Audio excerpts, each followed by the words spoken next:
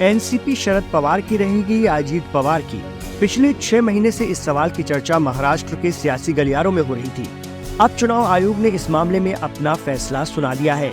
चाचा और भतीजे की लड़ाई में बाजी भतीजे अजीत पवार के हाथ लगी। चुनाव आयोग ने अजीत पवार गुट को ही असली एनसीपी माना है। ये फैसला दिग्गज राजनेता और अजीत के चाचा शरद पवार के लिए बड़ा झटका है। पार्टी में टूट के बाद से शरद पवार और उनके भतीजे अजीत पवार में पार्टी के नाम और सिंबल पर विवाद चला आ रहा था।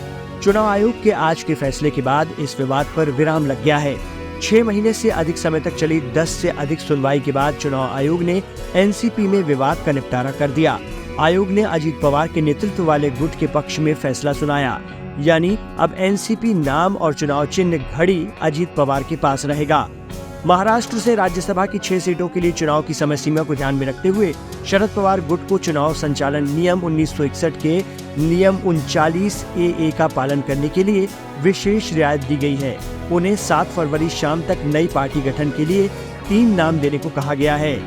रियायत का उपयोग 7 फरवरी 2024 को दोपहर 3 बजे तक किया जा सकता है। लोकसभा और राज्यसभा चुनाव से पहले चुनाव आयोग का ये फैसला शरद पवार गुट के लिए एक बड़ा झटका है। ये इंडिया गठबंधन के लिए भी बड़ा झटका है। अब शरद पवार को पार्टी का नया नाम और सिंबल सोचना होगा। महाराष्ट्र में इससे पहले शिवसेना में 2 फाड़ हो चुके हैं। असली शिवसेना एकनाथ शिंदे की है, वहीं उद्धव ठाकरे की पार्टी का नाम शिवसेना UBT है। महाराष्ट्र की सियासत में 2 जुलाई 2023 को बड़ा उलटफेर हुआ था, जब अजीत पवार ने एनसीपी से बगावत कर दी थी। पार्टी में फूट के बाद एनसीपी पर अधिकार पर चाचा भतीजा आमने सामने आ गए। अजीत पवार गुट ने चुनाव आयोग में हलफनामा दायर कर एनसीपी पर दावा ठोक दिया था।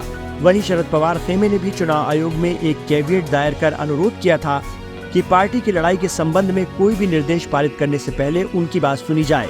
इसके बाद चुनाव आयोग ने दोनों पक्षों के दस्तावेजों की जांच की, दलीलें सुनी और प्रक्रिया में आयोग को 6 महीने लगे और अब अपना फैसला सुनाया है।